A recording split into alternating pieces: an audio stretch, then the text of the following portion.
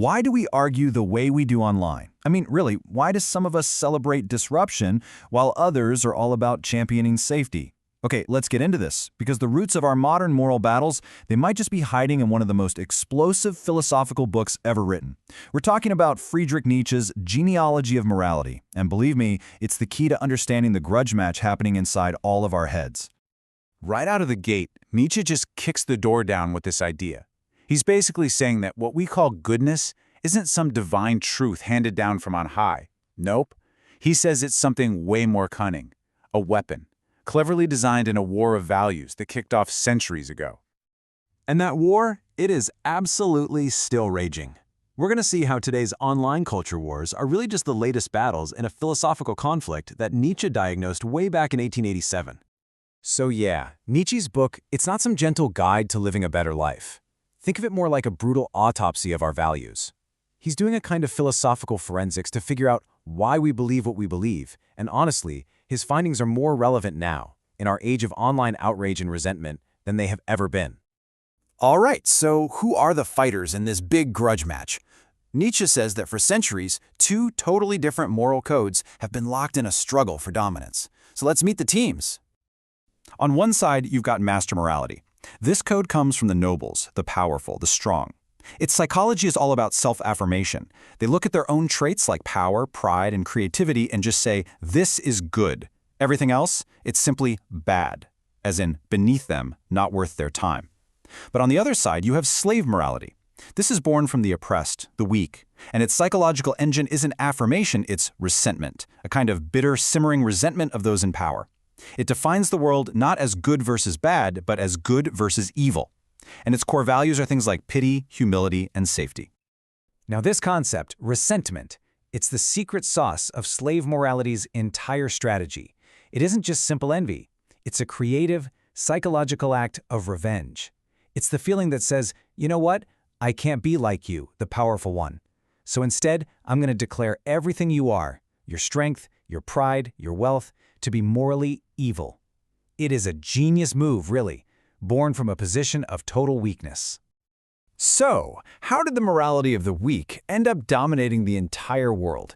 Well, Nietzsche points to a specific moment in history, what he calls the slave revolt in morality, where the whole value system got flipped completely on its head. It unfolds in four pretty clear steps. First, the masters create the values. They just look at themselves and say, we are good. Simple. Second, the slaves react. They're filled with that simmering ressentiment, just watching from below. Third, here comes the great inversion. They cleverly declare that all the master's strengths are the very definition of evil. And finally, victory. Their own traits, things like humility, pity, suffering, get redefined as the ultimate good.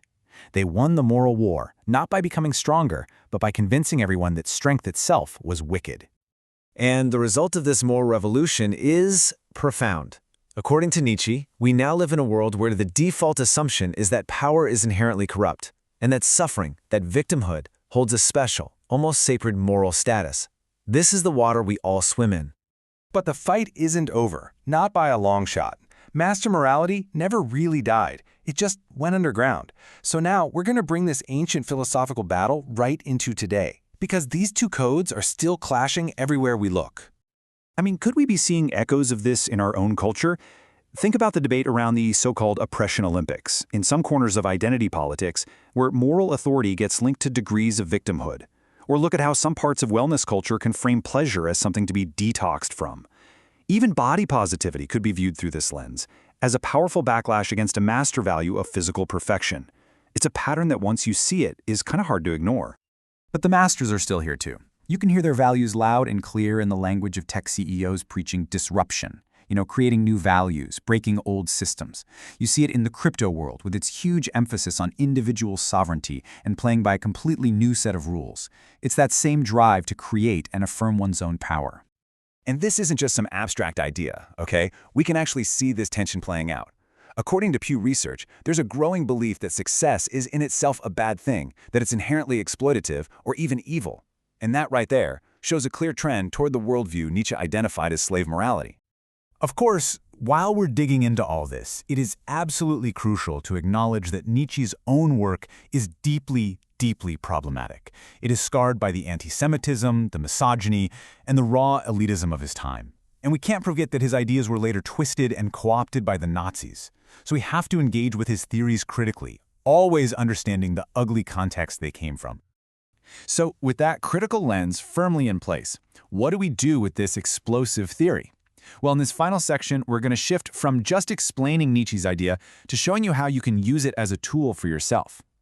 Here's the key. You have to understand that Nietzsche didn't want you to pick a side. He didn't want you to become a master or a slave. He gave us a hammer. The whole point of his genealogy is to smash our own comfortable assumptions about good and evil, to force us to question why we value the things we do in the first place. And that brings it all back to you. Using Nietzsche's hammer means asking yourself some pretty tough questions. Are your personal values life-affirming? Do they come from a place of strength, of creativity, of saying yes to life? Or are they life-denying? Are they maybe born from a place of resentment, of envy, of saying no to the world? Ultimately, it all boils down to this single provocative question. In your own life, in your own moral world, are you primarily a creator, building new values and affirming your own power? Or are you a critic, defining your own goodness by reacting against what others have? The grudge match is happening inside you, and only you can decide who wins.